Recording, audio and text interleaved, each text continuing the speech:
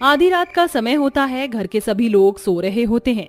तभी अचानक से रागिनी की नींद खुल जाती है और वो नींद में चलते हुए रसोई में आ जाती है।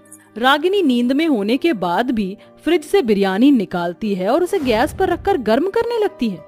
बिरयानी गर्म होने के बाद वो गर्मा गर्म बिरयानी रसोई में ही खड़े होकर खाने लगती है। वहीं दूसरी तरफ उसकी माँ लता की नींद खुल जाती है। अरे ये बिरयानी की खुशबू कहाँ से आ रही है? इतनी रात में कौन बिरयानी खा रहा है, जरा देखूं तो जाकर। लता जैसे ही बिरयानी की खुशबू सूंघते हुए रसोई में आती है, वह अपनी बेटी को नींद में बिरयानी खाते हुए देखती है, जिसके चलते वो पानी लेकर पानी की कुछ बूंदें अपनी बेटी के मुंह पर डालती हैं। अरे ये क्या माँ, मैं यहाँ क्या कर रही हूँ? यही तो मैं तुझसे पूछना चाहती हूँ कि ये सब क्या चल रहा है? नींद में भी तुझे बिरयानी ही दिखाई देती है। अरे माँ, मुझे तो पता भी नहीं चला कि मैं बिरयानी खाने के लिए यहाँ पर आ गई।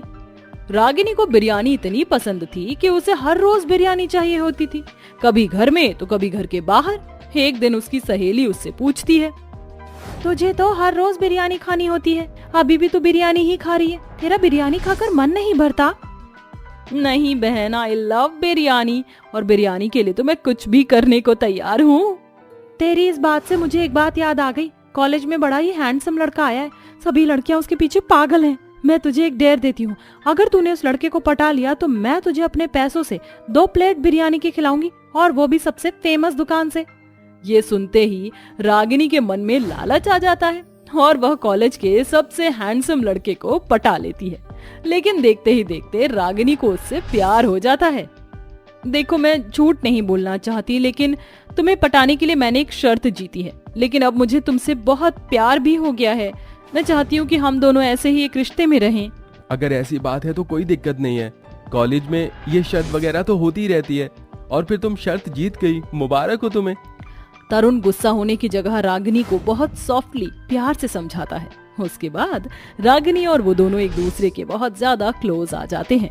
अब तरुण रागिनी से शादी करना चाहता था, लेकिन इस बात से तरुण भी अनजान था कि रागिनी नॉनवेज खाने वाली लड़की है। वही रागिनी भी इस बात से अनजान थी कि तरुण एक वेजिटेरियन लड़का है। इसी दौरान वह दोनों एक दूसरे के घर वालों से शादी की बात भी कर लेते हैं। अच्छा, हम दोनों की शादी होने वाली है। मैंने तो सोचा है कि अपनी शादी में मैं बिरयानी के हर एक आइटम बनवाऊंगी, जैसे दम बिरयानी, अचारी बिरयानी, शाही बिरयानी, हैदराबादी बिरयानी। हे भगवान, शिव शिव शिव शिव शिव, ये तुम कैसी बातें कर रही हो? अरे क्या तुम नॉनवेज खाने वाली लड़की हो? मुझे तो पता ही नहीं था। क्या तुम्हें पता है कि हम लोग ब्राह्मण हैं और हम लोग नॉनवेज नहीं खाते? ये सुनते ही रागिनी हैरान रह जाती है, क्योंकि वह तरुण से बहुत प्यार करती थी और तरुण का पूरा परिवार बिरयानी तो बहुत दूर की बात रही, चिकन का नाम सुनना भी पसंद नहीं करता था, और उनका चिकन से ताल्लुकात भी नहीं था, जिसके चलते वह अपने मन ही मन सोचती है, हे भगवान, ये तो भैंस की आंख हो गई। अब मुझे पूरी जिंदगी भर बिरयानी का बलिदान देना होगा। अब मैं क्या करूं? यहाँ रागिनी इतनी ज्यादा कंफ्यूज हो जाती है कि वह तरुण से शादी करने के लिए झूठ बोल देती है।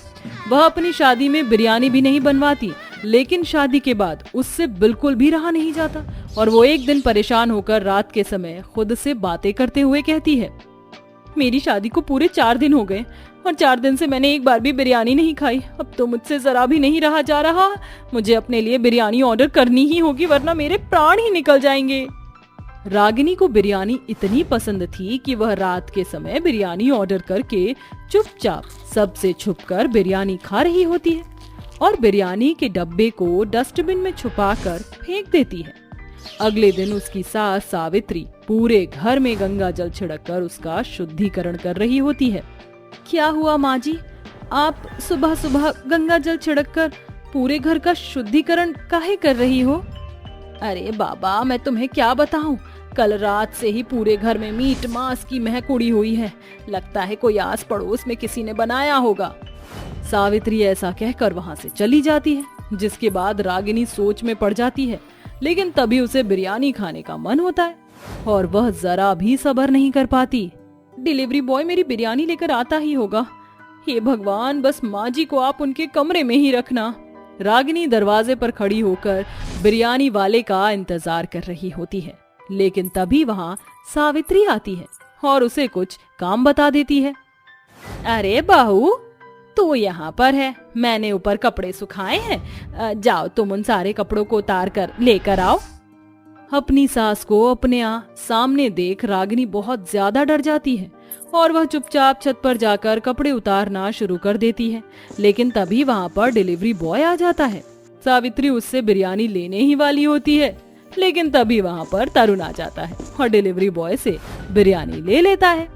अरे माँ, ये तो रागिनी का कुछ सामान है, मुझे पता है, मैं उसके कमरे में ही रख देता हूँ। रागिनी से पूछता है, ये सब क्या चल रहा है? तुम इस घर में बिरयानी खा रही हो? तुम्हें पता है जब से तुम बिरयानी खा रही हो तब से ही इस घर में कुछ न कुछ हो रहा है। कल पिताजी की तबीयत खराब हो गई, उससे पहले हमारे घर की तुलसी सूख गई और आज मेरा एक्सीडेंट होते होते बचा है। ये सब तुम्हारी बिरयानी खाने की वजह से ही हुआ है। वो तो शुक्र है माँ को पता नहीं चला। तभी सावित्री सारी बातें सुनकर कमरे के अंदर आती है और कहती है, हे परमेश्वर, ये सब क्या सुन लिया मैंने। हमारी बहू नॉन वेज खाती है और मुझे इसके बारे में जरा भी पता नहीं। अरे बहू, तूने ऐसा क्यों किया? ये देख, मैं सीढ़ियों से ऊपर आ रही थी, अचानक से मेरा पैर फिसल गया और मैं गिर गई, मुझे चोट भी लग गई। सब तेरे बिरयानी खाने की वजह से हो रहा है। देख बहू, तू इस घर की बहू है, इसलिए हम तुझे इस घर से निकाल नहीं सकते। इसलिए मैं तुझसे हाथ जोड़कर विनती करती हूँ कि तू बिरयानी खाना आज से ही छोड़ दे। ठीक है माँ जी, मैं आज के बाद बिरयानी कभी नहीं खाऊंगी, ये मेरा आपसे वादा है। इधर रागिनी सबसे वादा कर देती है तो उधर रात होते ही उसे जरा भी नहीं रहा जाता और वह बिरयानी ऑर्डर करके सभी से छुपकर ऐसे ही खाने लगती है। ऐसे ही धीरे धीरे उसका रोजाना का हो जाता है और वह रोज रोज बिरयानी ऑर्डर करके सभी से छुपकर बिरयानी खाती है। लेकिन ये चोरी भी उसकी पकड़ी जाती है। बहू, 10 दिन में इतने सारे बिरयानी के पैकेट कहाँ से आए? मैं सब जानती हूँ कि तू रोज रोज बिरयानी खा रही है। देख बहू, मैं तेरे आखिरी बार हाथ जोड़ती हूँ, दोबारा बिरयानी कभी मत खाना। हर बार की तरह इस बार भी रागिनी बिरयानी खाने के लिए मना कर देती है, लेकिन अगले ही क्षण उसके पति का एक एक्सीडेंट हो जाता है। इस दौरान उसे बिरयानी खाने की वजह से पछतावा होता है। ये सब मेरी वजह से ही हुआ है। आज के बाद मैं कभी भी बिरयानी को हाथ भी नहीं लगाऊंगी। क्या पता मेरे बिरयानी छोड़ने पर हमारे साथ ऐसी कोई दुर्घटना ना हो। रागिनी के मुंह से ऐसी बातें सुनकर उसकी सास और उसका पति दोनों ही खुश हो जाते हैं, जिसके बाद बिरयानी खाना रागिनी हमेशा के लिए छोड़ देती है। लेकिन कुछ ही दिनों बाद अचानक से फिर से सावित्री के साथ एक हादसा हो जाता है और इस बार रागिनी अपने पति और अपनी सास से कहती है, देखा माँ जी, जो होना होता है वो होकर ही रहता है, फिर चाहे इंसान बिरयानी खाए या ना खाए, ये तो ऊपर वाले का किया धरा है, वो जो करता है वही होता है। इससे किसी के खाने ना खाने का कोई तालमेल नहीं है। तरुण और सावित्री दोनों ही इस बात को अच्छे से समझ जाते हैं, जिसके बाद वह रागिनी को कभी भी बिरयानी खाने से मना नहीं करते। उस दिन के बाद से जब भी अब रागिनी को खाने का मन होता तो वो बाहर से बिरयानी खा लेती। ऐसे ही वह अपने ससुराल में खुशी खुशी रहने